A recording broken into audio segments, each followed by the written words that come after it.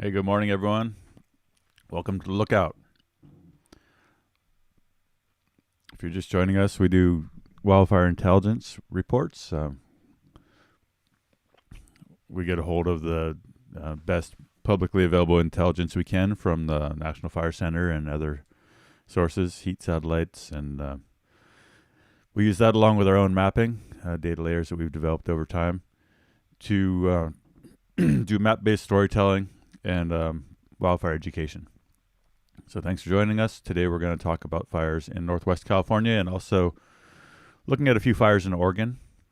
And so we're going to kind of work our way from south to north. And be patient if you're up all the way up in Portland. It's going to take us a while to get to you. Also, if you get sick of watching and want to come back later, this will be live. This will be up on our YouTube, and you can fast forward or rewind or do whatever you want with it. I'm just going to type in the chat that we're starting south to north.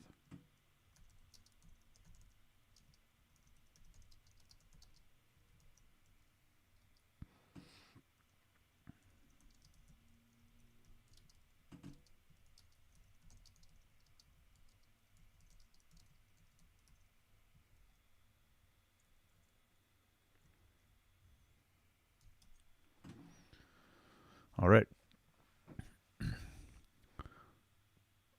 So we're going to start off here with our map.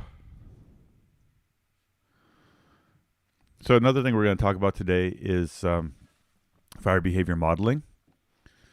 We've got some tools we use here on in our kind of planning work, but also been part of an effort through the company I work for, Deer Creek Resources. I've been part of an effort to build a new fire behavior model, which is it's just like a weather forecast model, but it incorporates the fuels and the fire history and the expected weather, and then it makes predictions on what we think fires may do in the forecast period. So I've been running that for this week, and it's kind of got mixed results, but it does, we've got some wind changes forecast in northwestern California here. They're going to start coming out of the northwest today, and then they're going to move around and come out of the north by Wednesday. And that'll be a change for these fires, and also it might mix out a lot of the inversion that's been keeping the fire behavior kind of subdued. And also, it's supposed to be dry this week. So there's potential for these fires. There's a lot of fire on the landscapes. There's potential for them to move. So we're going to talk a bit about modeling. But I think first we're going to go through just catch up on the intel.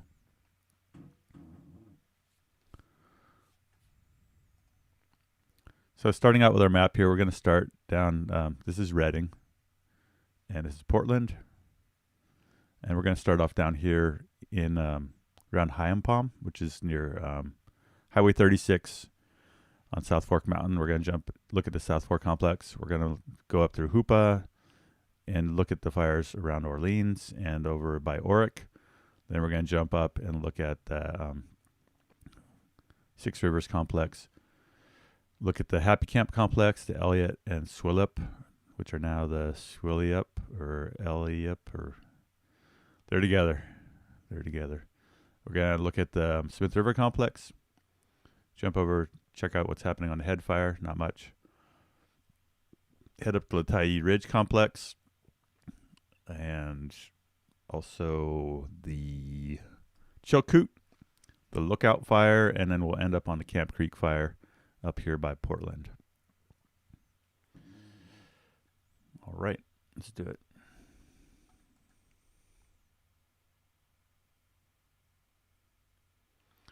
So here between Redding and Fortuna, this is the Pilot and 3-9 fire. These fires have been burning for 2 weeks, just like everything else here. The largest one here is burning in an area that burned in 2015.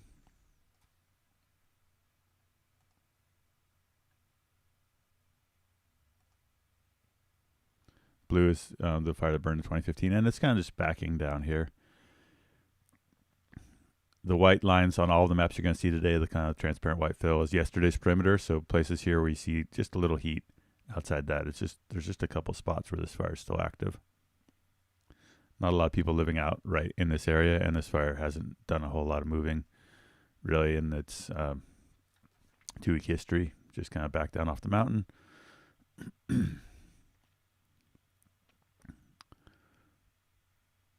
Not a lot to report there. We do have, as we get farther north, we'll have some more kind of operational intel. This fire here burning south of Hoopa is pretty much wrapped and just cooling down. Sorry. Sorry, it's like sometimes I just can't keep track of, there's so many names. Lone Pine. There's a fire that's showing some heat here out east of Hoopa. There's a little scattered heat, not a lot of new spread on that fire. Big Hill, maybe. Lost Fire didn't get flown last night because of the clouds, but this is the Lost Fire over here near Oric. And so we're going to do just kind of a quick overview here on Google, and then we'll jump into the operations maps for each of these fires.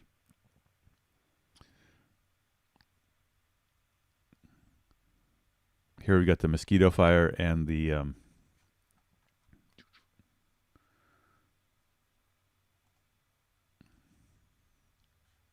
Mosquito Fire and the Bluff Fire, and also not a lot of spread on these, but some firing. So here on Bluff, we've been watching them fire this road system for the last week, and they're continuing to bring that firing down the road here towards Blue Creek Mountain. And as we've talked about, they're kind of trying to stay out ahead of this fire down in here. If this fire rolls out down into the bottom of the canyon and comes up out of there in a hurry, they want to kind of stay ahead of it. So oftentimes firing operations, it just kind of has to be a patient game where you're staying ahead of something. You know, they want to carry this out here. They need to make sure that they don't get it to a point where the fire can, below them, make a slope-driven run and push their line. So kind of a patient game. As we've talked about with firing, oftentimes you don't want to put more fire on the ground than you have to because you own it. Linda Wallace asks how many of these were started by people, and as far as we know, none of these actually. This is all from a big lightning bust. There's this narrative out there that people are starting fires so they can blame it on climate change. I don't know if that's where Linda's going, but and ties into conspiracies about space lasers and everything else. All these fires that we're reporting on were started by lightning, as far as we know. And oftentimes when that happens, there's sensors and we can see where all the lightning strikes are. And so usually that's pretty, we get a big lightning bust and these fires get large because we've got hundreds of fires start at, in a short amount of time. Coming around here to Orleans and the Pearch Fire. We're going to talk quite a bit about this one just because it's one of the ones that's threatening the most people. Perch Creek is right here in the bottom in the town of Orleans. We've got quite a bit going on here in this map, but the main thing is that this light green is the Soames Fire, which burned in 2006. And from the get-go, there was definitely a thought that this fire is probably going to burn out to most of the footprint of the Soames Fire. The Soames Fire got held here on Antenna Ridge, and so there's an old fire line there, and there's been a lot of effort going into prepping Antenna Ridge, and as you can see, yesterday afternoon they started with firing operations. So they're basically carrying fire from the top of the mountain here down Antenna Ridge, and then they're going to come down all the way down to the bottom. So the idea there is that they don't want the fire to kind of roll out down into here, run this ridge, spot into this next drainage. There's a lot of people that live down here off of Red Cap Road, and they just don't want this fire to get well established in the next drainage. So this operation definitely isn't without its risks. It's very steep ground, and there are forecasts for some winds to come this week. And so there's kind of a sense of urgency, I think, to get this done before we get north winds that could push this fire up and out of here. And the thing about the firing is just that they have to take their time to establish the heat coming down through here. They can't put too much fire down and then have their own firing operation torch up and spot over their line and then do the same thing that they didn't want the wildfire to do. So, firing's fraught. If you put this fire on the ground and then it turns into an escaped wildfire, the wind blows it out, then you own it, versus if you didn't do it and the fire blows out and does it anyway. So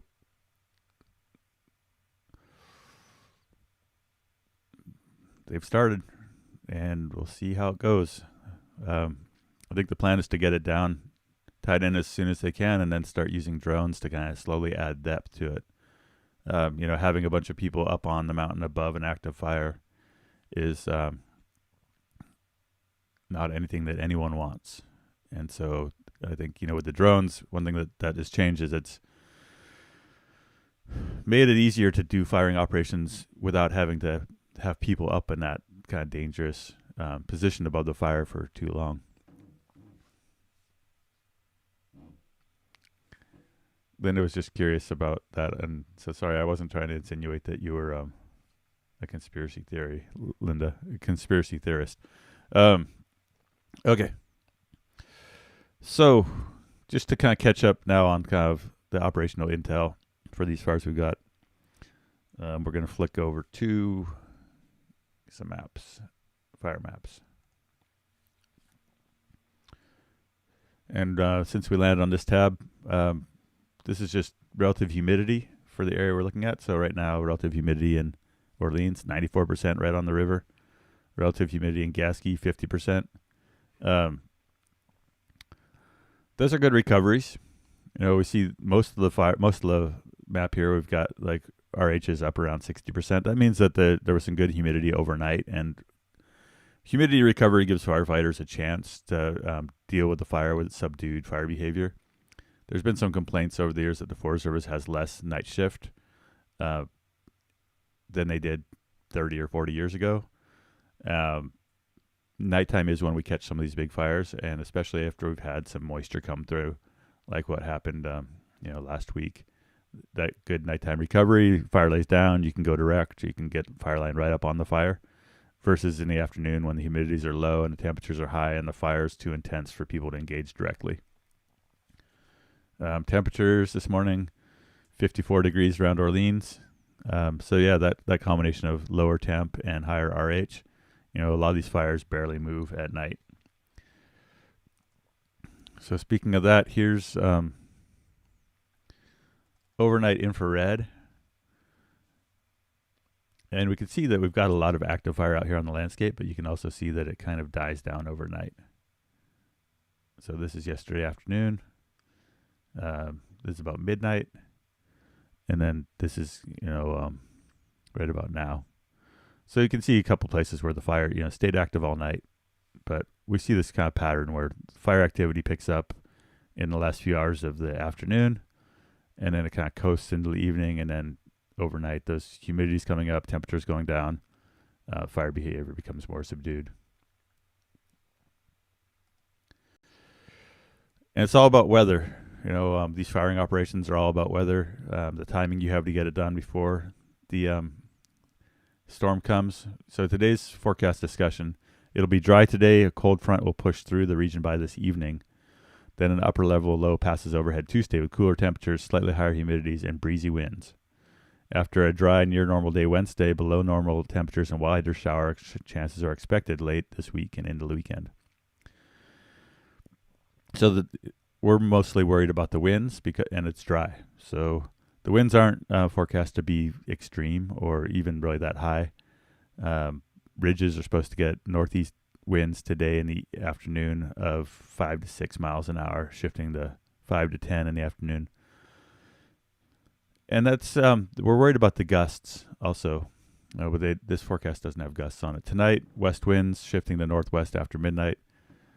And tomorrow, north winds on the upper slopes 5 to 15 miles an hour. So that's one of the reasons that we're kind of a bit concerned about fire spread in the next few days, is just that those north winds are going to be dry, and we haven't had north winds pushing, so the fires haven't really been tested on the south flanks.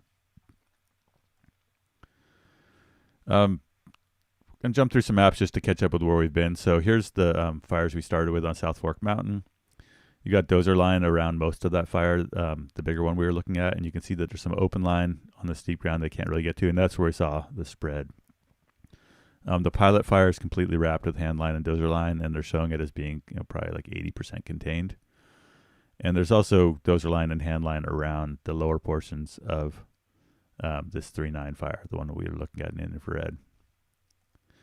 The Lost Fire that didn't get IR, but it's over by Oric, is largely contained by hand lines, roads that have been prepped. When you see this R on a dash, it means that this is a road line. It's a road that got they ran a chipper down it probably and a crew, and they kind of cleared along the road and made it into a fire line.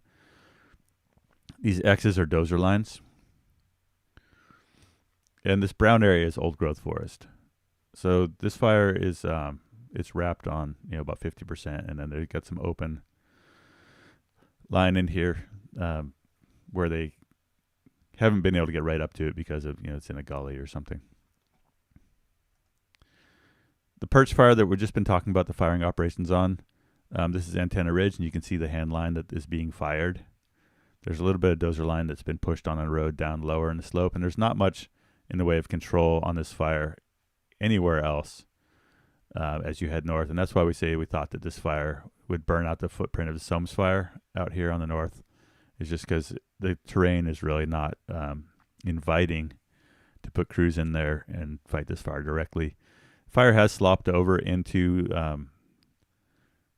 Butler Creek, and not sure if they're going to try to pick that up there. If that was, I think the intention with the firing is to carry the firing back along here and keep it out of Butler. But there's several places that's already over that ridge. But those places also haven't spread much in the last couple of days. Mosquito and Bluff fires here, which are just out to the West Orleans. Those are the ones we just talked about with the firing operations that have been ongoing to hold it within the roads. And next we'll talk about the Happy Camp Complex fires. So just to kind of revisit the ops map we just looked at, this is the Soames Fire footprint where we think that Perch potentially can burn all the way out to the Salmon River. Here are the places that we talked about, the fire slopping over the ridge into Butler Creek. And the white here, the white line is where it was yesterday. And so it has spread, and there are probably 40 to 80 acres down into Butler. That's burning in a fire in the Butler fire, which burned in 2013. It's a 10-year-old burn. See some other spots where it's kind of slopped over the ridge on top of Soames. Kind of from the get-go on this fire, we didn't think that they would hold this ridge at the top, just because of the steepness, the time it was going to take them. They didn't have a lot of resources on this fire for the first week. But here you can see the firing really well that's proceeding down Antenna Ridge.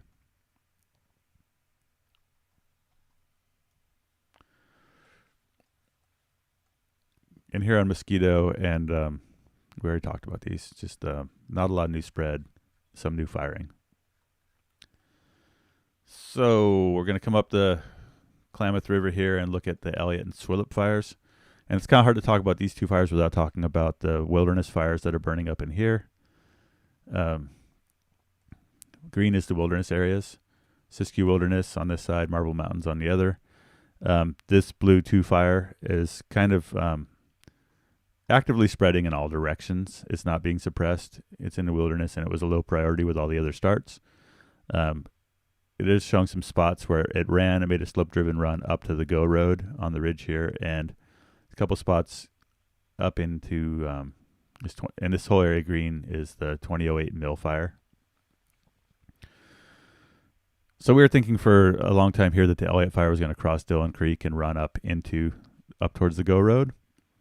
And it's not clear that's going to happen. They're showing on the operations map that this is pretty much contained now along Dillon Creek. But there continues to be active spread up canyon here. So on Elliot, we're looking at the west side of Elliot. And there was kind of a potential handline alignment on their ops maps, and it's kind of blowing past that now. So we've got steady spread kind of laterally up this canyon. Quite a bit of work's been done here on Swillup to try to tie in kind of an upper line here to keep this fire from spreading out this way. The oak fire here is 6 years old. So we've been watching every afternoon. There's kind of an alignment. You can see the fire spread about half a mile and spotted with the up canyon winds and this drainage. There's a bunch of work that's being done out here to kind of prep a box here. And as we've talked about before, the reason that the oak fire stopped where it did is because that was a good place to stop a forest fire. And the same with this dark fire in 2008. It was stopped on this ridge because that's where we can get dozers and crews, and same with Pony. So like we've talked about over and over, like you come back to the same ridges over and over and open up the old fire lines. So not out of the question that Swillup or Elliot are going to kind of fill in this box here. The other kind of more open question is how much of it will get out into here, because we've kind of now blasted out of that initial box that was going to be a tough thing to finish anyway, getting in and getting this hand line. This, it's Wildfire is kind of like everything else where it's like it's the last, half mile that gets you that you can't get done before the fire gets there.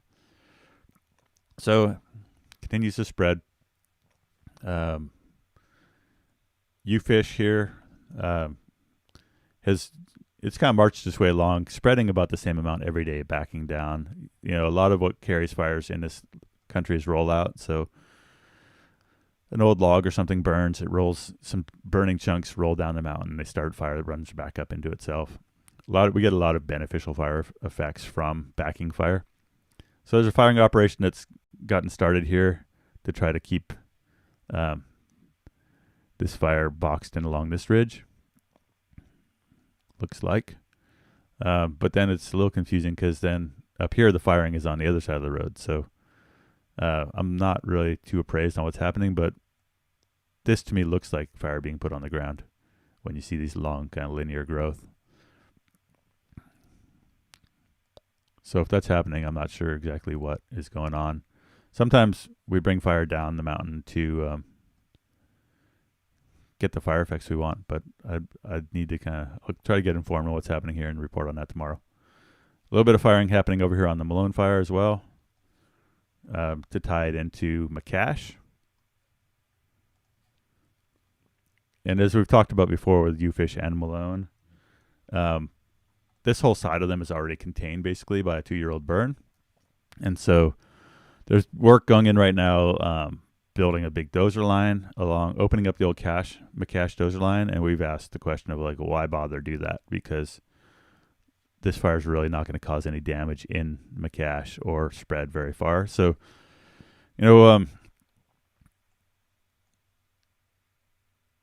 sometimes, some of these forests, they want to say, we're going to contain every fire. It's full suppression. And, we don't have all the information that the administrators do of why they want to put a dozer line in here to keep a fire out of a 2-year-old burn. But, and we try not to get too deep into, armchair quarterbacking here. But we do like to kind of ask the obvious questions of, okay, what's the point? Why are we dedicating resources to keeping fire out of a 2-year-old burn that isn't going to really carry fire anyway? Or if it is going to carry fire, it's going to clean things up and not really threaten anything, right? Like this is the back of beyond. Okay, so let's just kind of revisit Malone, U-fish, and Swillup and Elliot on the ops map.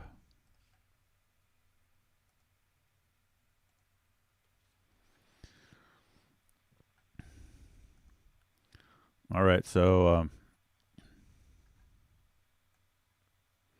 as we said, the kind of lower part of Dillon Creek here, which we kind of had been expecting to jump for the last 10 days, is showing kind of contained. As you come up here, there was kind of this potential hand line on this ridge where we talked about that it's kind of outside the box now, where originally maybe there was potential that they'd open up this old dozer line and keep Elliot inside this box, but it's over that last kind of hand line, and probably not going to get caught there on Pony Peak. So here's what has happened though: is there's a road that's been prepped around this basin. There's a potential mixed line that's on their maps. As you know, when you see stuff on the maps in pink, when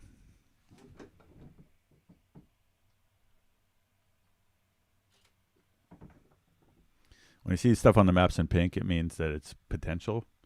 So we talked about how we've got this kind of whole basin here that's prepped that is likely the extent we'll see this fire burn out to. We got dozer line, mixed line, which is road and hand line, a road to prep along the top here.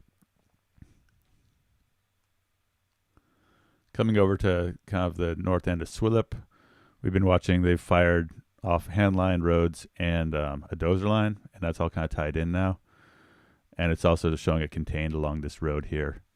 It's kind of squirted out a little on the north here.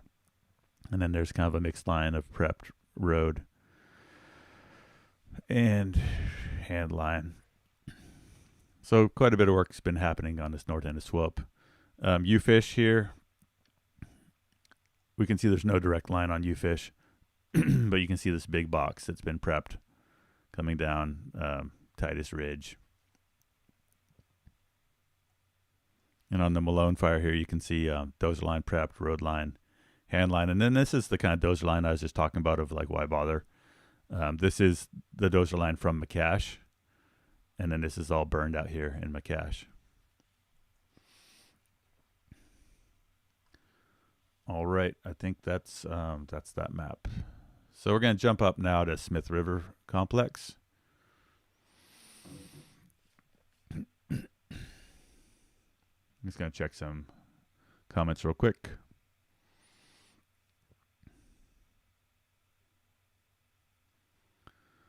Someone's asking if we sell the lookout stickers. Yeah, we do. If you get on the lookout.org, we'll put it in here.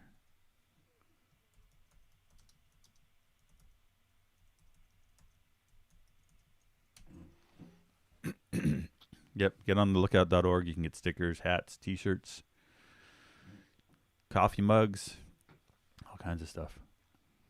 All right, back to the maps here. Good to see you, Anthony Bracey. Anthony Bracey's on here.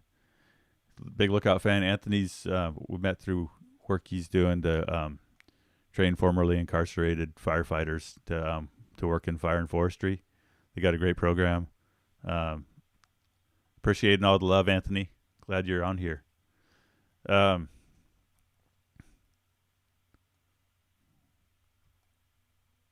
Hey, Anthony, can you type the name of your program in the comments? I forgot exactly what I'm supposed to call it, but you guys are doing strong work, worth supporting. It's a nonprofit. All right, Smith River Complex. Smith River Complex is kind of one of those hurry up and wait. If you live in Gasky, you know, it's like these fires are like a endurance match where you wait for weeks or something to happen and hope it doesn't. So looking from Gasky here, the fire's kind of they fired this dozer line and retardant line here, and that's held for a couple days now. And looks like the fire's kind of been backing down towards the power lines headed up the canyon. Doesn't look like they're doing a lot to necessarily, like I don't see anywhere they're firing off the bottom there. And fire's slowly backing down here towards Smith River, towards the North Fork.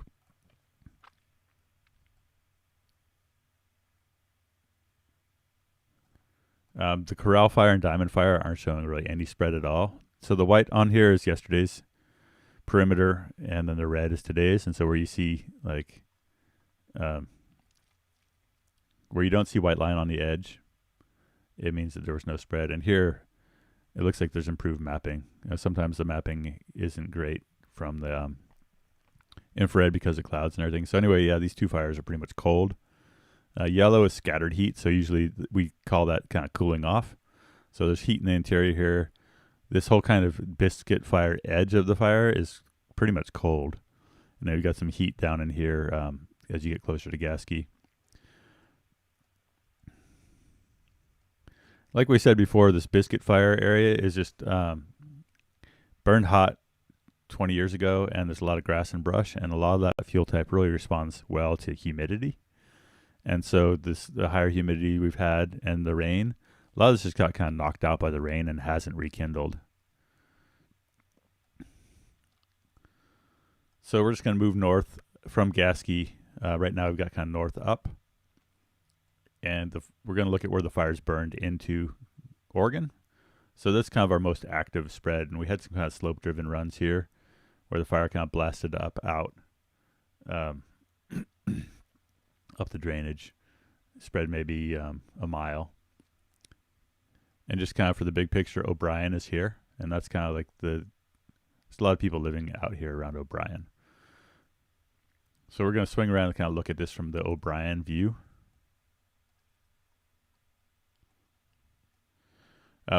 As we've been talking about for a couple of days, this is the 2020 Slater fire, which has kind of held up the progression eastward of this flank of the fire. And there's some firing that's been done here to bring fire down kind of roads and dozer lines. A little spot out here. Don't really know if it amounted to anything. And then the strategy is there's a dozer line that's in here. And we'd anticipate that they're going to fire that if they get favorable winds. You know, if we do get north winds, that's a good time to light off this because it'll carry off the line and be favorable. But they can't really do that until timing's right and they've got line prep through here. But we'll look at the ops map in a minute. But that seems to be the strategy: is tie this down to the road, to this 5550 road, I believe is what it is.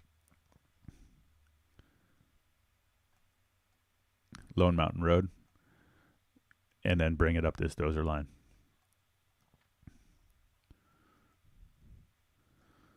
So the winds are favorable over the next couple of days. We've got northwest winds transitioning to north and northeast winds, and so that's great. Good news for O'Brien is just that the dominant winds should be favorable over the next couple of days, even though it's dry and we do have winds. It's not the worst forecast we could have for folks in O'Brien. I'm going to come around the rest of the fire and then we'll look at the ops map for this. We don't have really much new spread at all along 199 to report. There's a little bit of heat here on Washington Peak. And this is the section where we don't have the Slater fire right up against it. The Slater fire kind of stops being a player right about the place where this fire hits 199. Hurdy-gurdy fire has a little bit of activity, not a lot. And we've got kind of scattered steady heat around a lot of the kind of south and east edges of the uncontained parts of the Kelly fire. Coon fire really hasn't spread much. We've got just a couple of hot pockets along the edges of that. Okay, so we're just going to jump to the ops map now.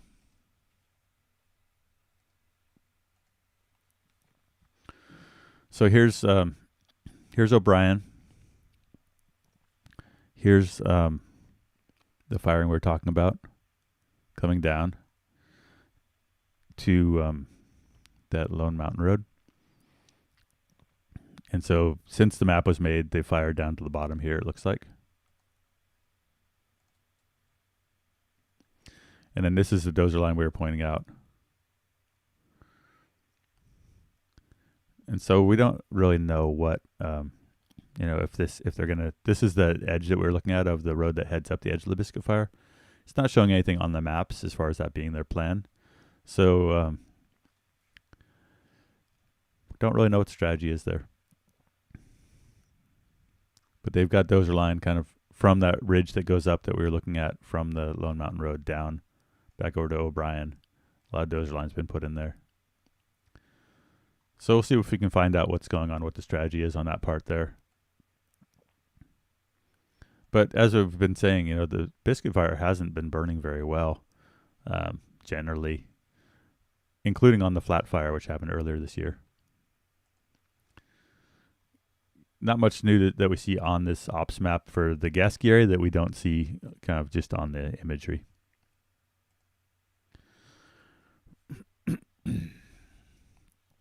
Okay.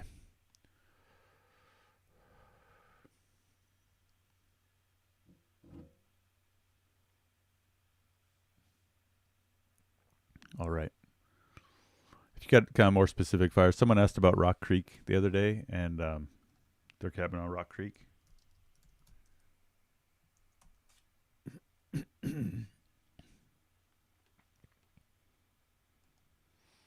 don't know if this is the same Rock Creek here, but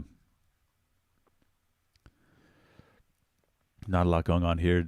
We do have active kind of slow spread on this part of the Kelly fire. And we'll talk more about the forecast winds here shortly after we finish our Oregon fires. Okay. So jumping up into Oregon, we're going to go up to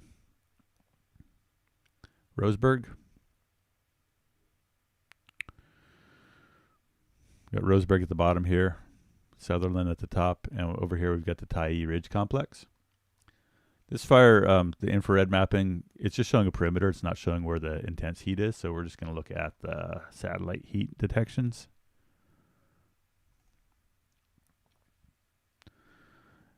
We got scattered kind of, we call these artifacts out here. Like, we don't expect that the fire's actually burning there. And so when fires are active, it's good to remember these heat satellites, they orbit like way up in space. And sometimes you might get imagery from a satellite that was orbiting, over Colorado. And so we're way off on kind of the edges of what the satellite can see. And it can see like heat in the smoke, or it can see heat above the fire and project the point in the wrong spot. So that's why we don't like to kind of sound alarm bells about these the satellite heat data. The heat data is good for is showing just kind of generally on the fire where it's active versus not. Yellow is usually cooling down. And so what we see on this fire, white is where it was yesterday, night before last. And so the fire has spread across this road, the Hubbard Creek Road, and kind of made a slope-driven run. So there's kind of steady growth around the margins of this fire. This fire is still not really that large in the big picture. There's some dozer line, and we'll jump to an ops map in a second. And then over here, this fire wasn't mapped here yesterday, so we don't really have a perimeter, as far as I can tell, where how much it's grown.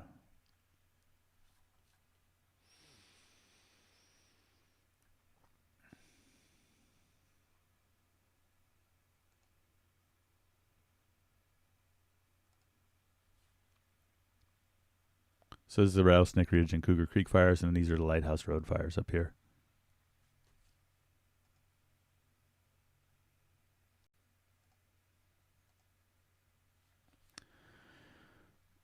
So there's not a lot of operational intel yet on these fires. We see that there's some dozer lines showing kind of indirect here off about a mile off of the active part of the fire. It usually takes a while to get, there's a lot of work that's getting done. People come out, they unload dozers, and they get right to work. And so the dozer folks, their last priority is to kind of bring back intel for the mapping folks. So you can look at a fire and you might see like a mile dozer line, and usually it means there's 20 because the dozer operators are busy pushing, not mapping.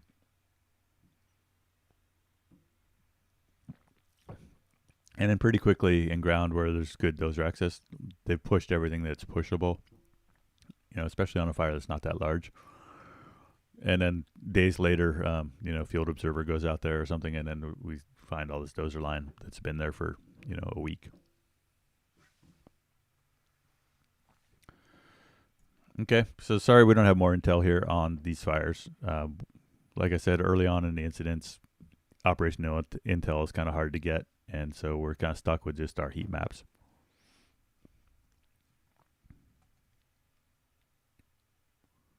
We're going to head over here to the Chilcoot Fire and the Ridge Fire. Here's Glide, Highway 138. This blue is the Archer Creek Fire from 2020. Up to the north here, we've got the Rough Patch Fire, the Chaos Fire, which is part of the Rough Patch Complex. Chilcoot Fire, not a lot of growth, but some firing. And the fire actually shrank from where they mapped it yesterday just because they got better intel.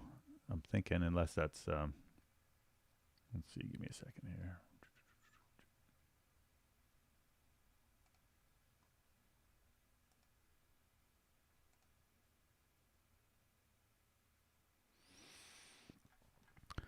So Chilcoot, there's just some firing going on here along this road system that's cooling down already and carrying down here. And then the fire has kind of squirted over the ridge. And so it might, this firing might be kind of for naught. But there's another road here. And, it's always hard to tell. You see something squirt out and you're like, oh, it's gone. And then, they get good weather, they get a helicopter or something, and they're able to pick things up. This fire, all in all, is in some, pretty steep country. This ridge fire over here, we didn't have mapping for it yesterday, so we can't really tell how much of this is new spread. But this is burning on the edge of a wilderness area. This is the Boulder Creek Wilderness. And as we talked about yesterday, oftentimes this fire history layer kind of gives you an idea of how big fires like to get if they escape initial attack, and you have to go to indirect approach. So that's Chilcoot and Ridge. The operational maps for those right now don't really have any intel that's worth sharing. Just shows where the fires are. Jumping into the Lookout Fire.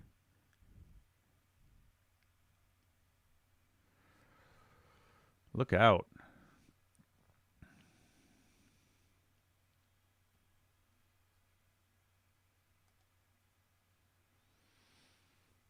This one also just got a perimeter, not actually the heat, but you can see we've been watching this for a couple days kind of burn out this big bull.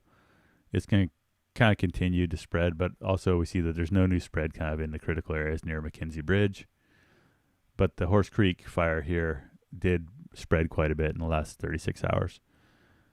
So kind of the same as this was the day before. There's kind of some minor spread in the kind of inaccessible backcountry areas. We'll look at an ops map for this in a second. And then, Horse Creek in the last 36 hours made a pretty good up canyon run, but it didn't push back at all towards MacKenzie Bridge. So good odds that this fire here is going to get held on the road system. And we don't really know what's going on here. This ground is flatter compared to the surrounding terrain, so it's going to be easier for them to use dozers.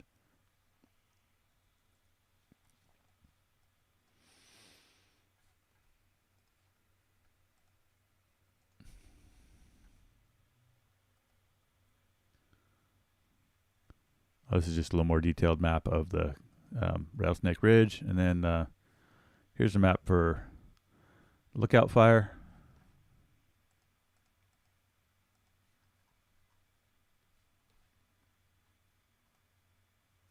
So on this Horse Creek Fire, they've got prepped roads out here. They've got dozer line. They've got kind of planned prepped roads out here that were probably contingency from MacKenzie.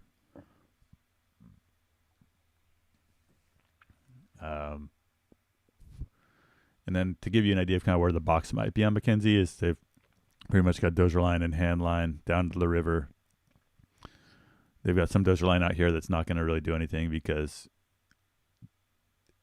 it isn't tied into anything else. Dozer line along the other side at the toe. So, they're putting a lot of work into keeping this fire on the west side of the MacKenzie River. This north end, they've got they've got plans to prep roads, but no real kind of direct attack on the north end of this fire until you get farther out to where they've got some dozer line and roads that they're prepping. All right. So last fire we want to check out here in Oregon is the one burning in the Bull Run Watershed up by Portland. And just these blue fires are the big fires we had in 2020, and that's why we worry about like big east winds hitting these fires. Right now, there's no forecast for big east winds, but you can just see that, these fires we had in 2020 ran like 20 or 30 miles in a single night with strong east winds. And that same windstorm came all the way down, and that was really like what ran the Slater fire down here. made this big push. We had a big fire down by Chico, the Bear Fire that burned 35 miles in a day. So these kind of big east wind events are kind of a landscape scale phenomena that can like raise hell across the entire West Coast. You know, we had fires all the way from British Columbia down to California that got blown up by that, 2 or 3 day wind event. And it's scary for us in California because we can see it coming. You know, I woke up the morning of the 8th of September and looked at the infrared and saw that a fire had just gone through my uncle's place in Vida. And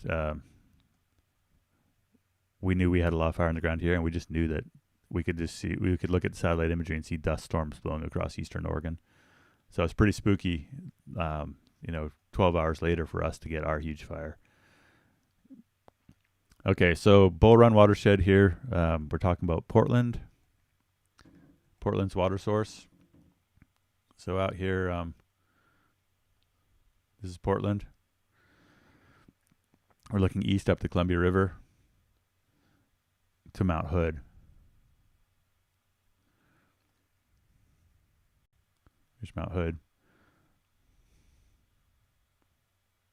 So the Bull Run Watershed, it's got these big reservoirs, collects the rainwater and runoff, and then that water gets shunted down to Portland for a couple million people to drink. And this fire's actively spread in the last 24 hours. So the white kind of lighter fill here is where the fire was 36 hours ago or 24 hours before this current mapping. We got this kind of scattered heat in the area that's burned, but we see that it's spread actively pretty much in all directions. On this side here, it looks like it's been kind of held up potentially on like a road system. But elsewhere, it's active.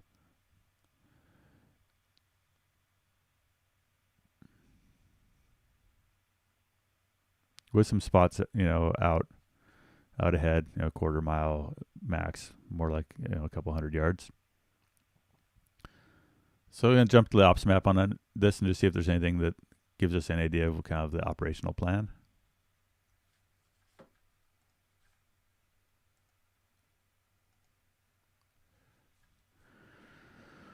Right now, the ops map that we found on Fire Center's website doesn't have any fire lines showing yet for this. We've got kind of right now it's hemmed in between these kind of major roads.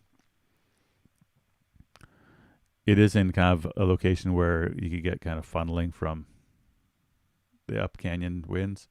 Another thing we worry about in this country is just that you can get big downslope winds off the mountain, and this kind of is a bit sheltered in that this drainage doesn't go right up to the mountain that it's in right now. But, the mountain plays a big role in the local winds here. Another thing interesting that happens here, I'll jump to in a second,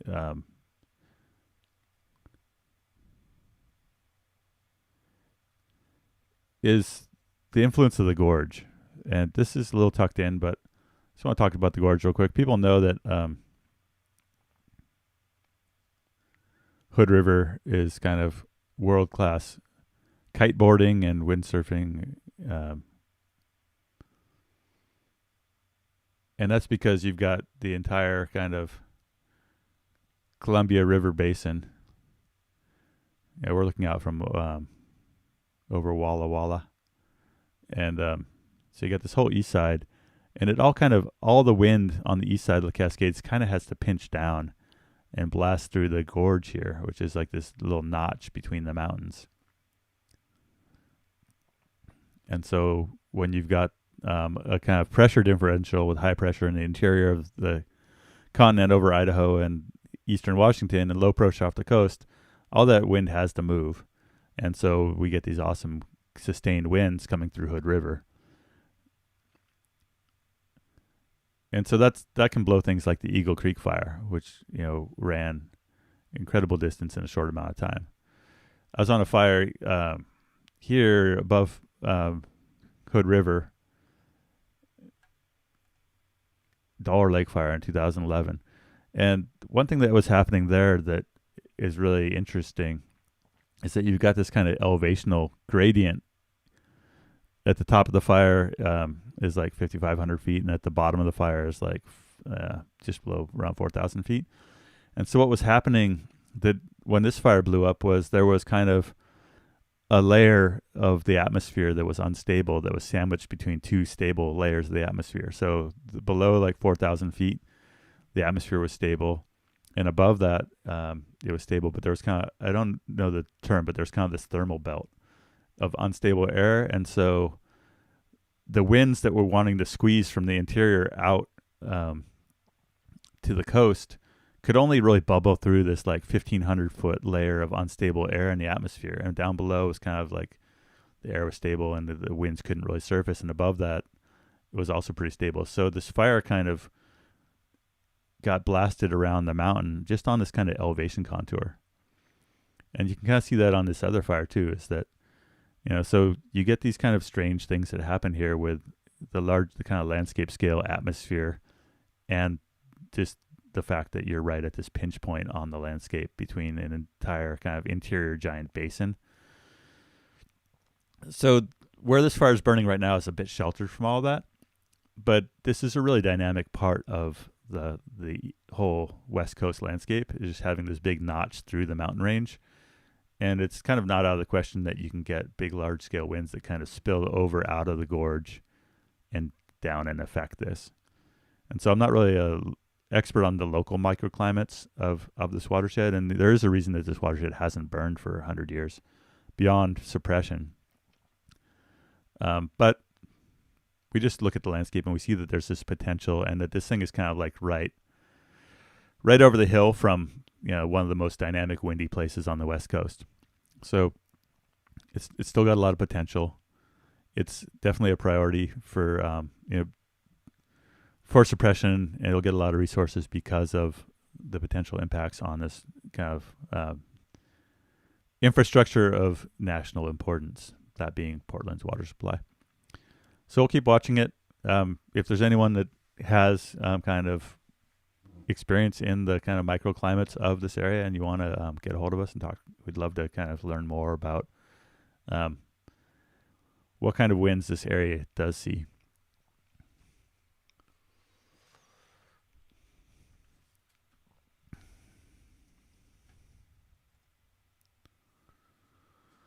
Okay, so we're gonna pivot here a little bit.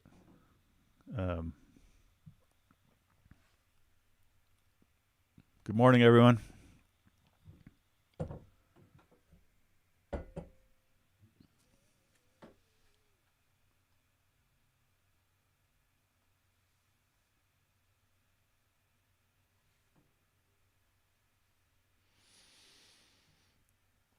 All right.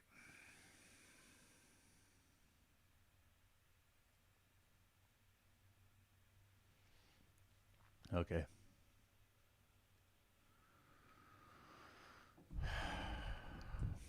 Okay, we're going to jump to a different topic. We're going to talk about fire behavior modeling.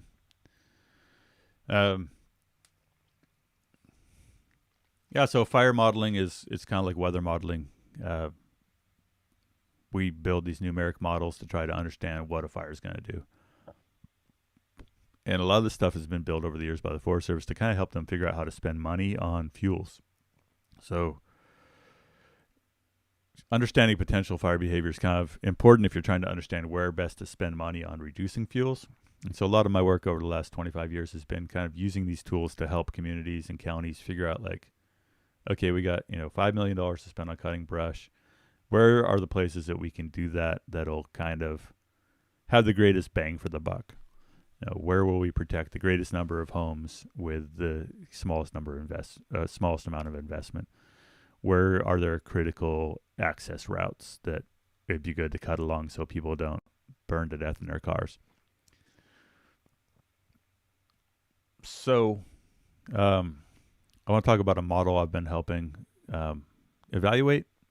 Basically, the California Public Utilities Commission funded a project to build some new kind of next generation fire behavior models. Fire behavior modeling is, it's all kind of based on these kind of back of the envelope calculations that a guy named Rothermel came up with in the 1970s.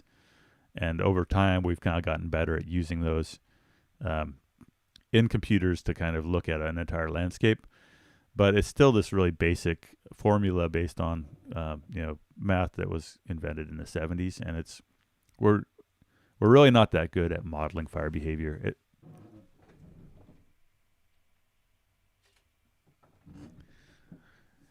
We're not that good at modeling fire behavior. It's kind of like trying to model water flow. It's just super complicated. Fire is such a kind of dynamic thing. So all these models, they're helpful. They can help you kind of get an idea of where things might happen, but they're not. It's just like the weather.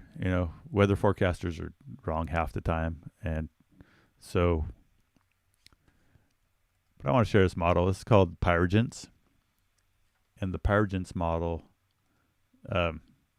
Basically, it takes existing fuel conditions that are kind of derived from satellite vegetation maps, and it takes forecast weather, existing kind of fuel moistures, and it dang.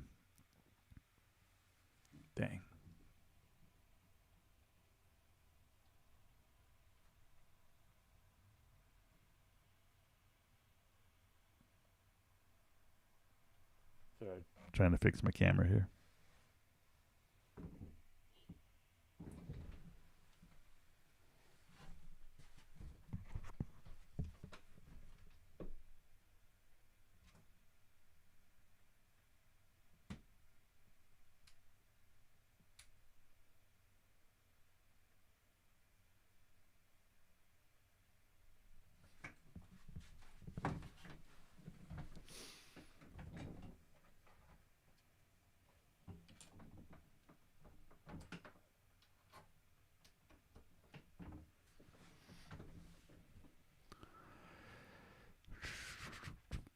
No technical difficulties. We'll dial it in here.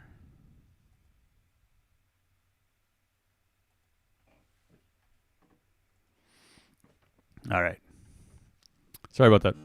Fire modeling. So you plug in your fire, you look at which fire you want to look at, and then you tell it like what scenario we want to look at. This is the Pearch Fire. And so if we look out like 3 days with the forecast weather, what will the fire look like in 3 days? And so I started looking at this the other day because with these winds that are forecast, there are some scenarios that these models were kicking out that were like not good at all. So like if you take the Pearch Fire and you take the 90th percentile and you run it for a week, the fire grows a lot. So this kind of shows potential where you've got kind of the alignment of the landscape and the fuels and the existing fire on the ground. What's the potential that it's going to make big runs? So like everything, you got to take it with a grain of salt. But it's helpful, I think, for us to kind of understand like the potential that some of these fires have if we have a bad weather event. And this is what we call a probabilistic model. So like we're looking at the Mosquito Fire and Bluff Fire here on the Six Rivers. And if we say, when we say probabilistic, we say like, okay, well, let's look at the first week of September for the last 80 years and what was the probability of a 40-mile-an-hour wind and what was the probability of the daily temperature and humidity. And so if you say 70th percentile, it'll take like all that weather and it'll take like the 70% worst conditions and you'll run the model with that. And so we say, okay, we're going to take the 90th percentile. We're taking like the worst weather that we've had in the last 100 years and assuming that we're going to get those conditions. And so, the model outputs can be a little scary. Like, okay, like this is like worst case scenario. We get the worst weather that we've had of any time in September for the last 100 years. And we throw it at where there's already fires on the ground. And it's like, man, that's a big fire. So the 90th percentile is obviously scary and not that helpful because it's just odds are low it's going to happen.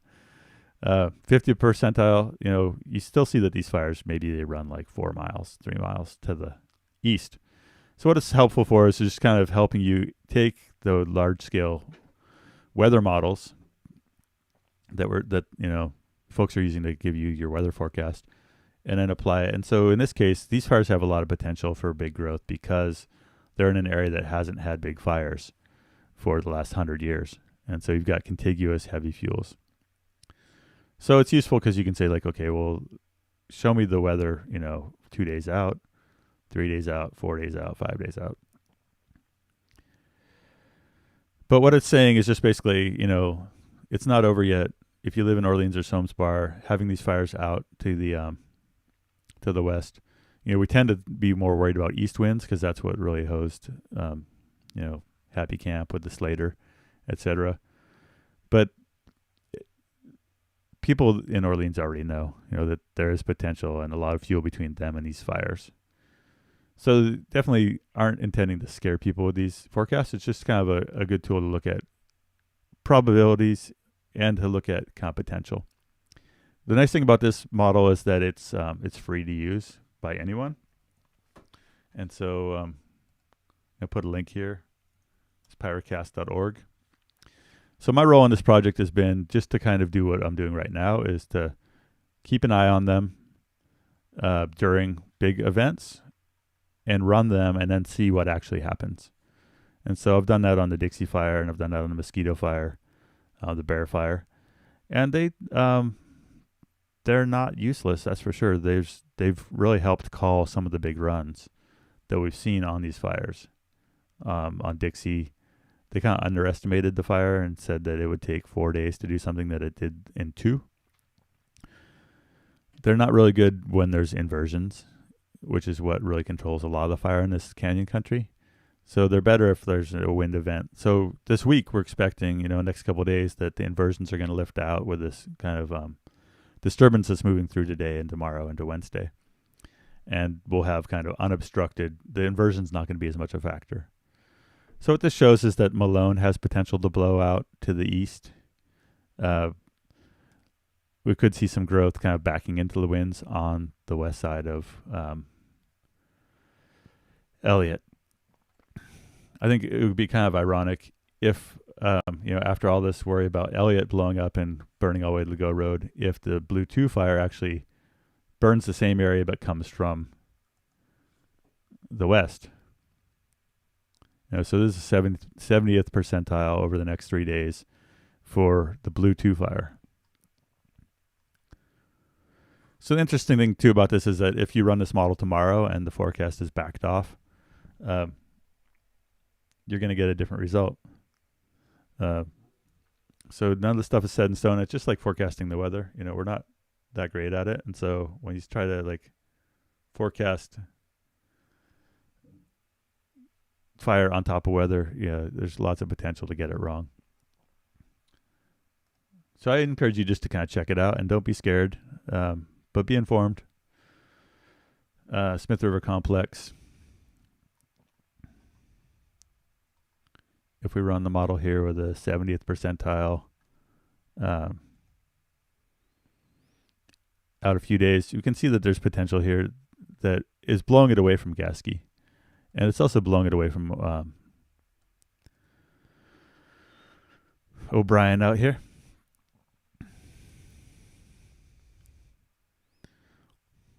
So this is kind of the fire behavior analysts on the major fires are using tools like this, and some of the analysts on the fires are actually using this particular tool. So if you're interested in really kind of geeking out on fire behavior and just checking out these models, this Pyrocast project is part of a larger project called Pyrogence.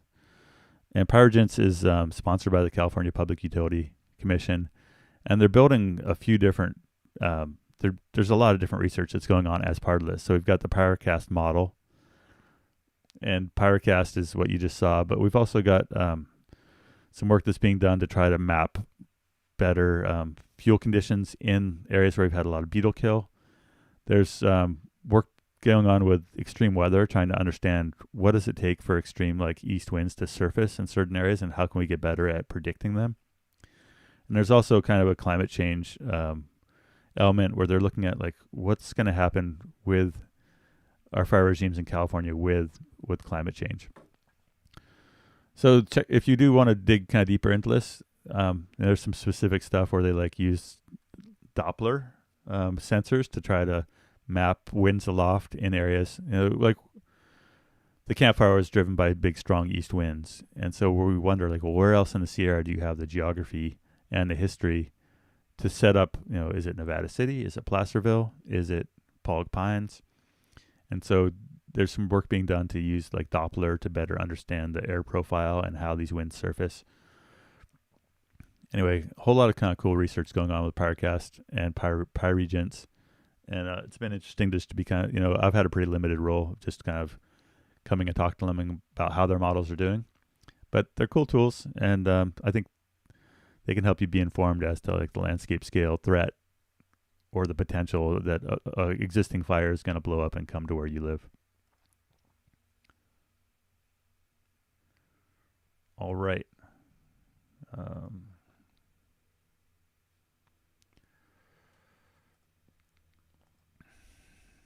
We overcome technical issues here for a living. Okay.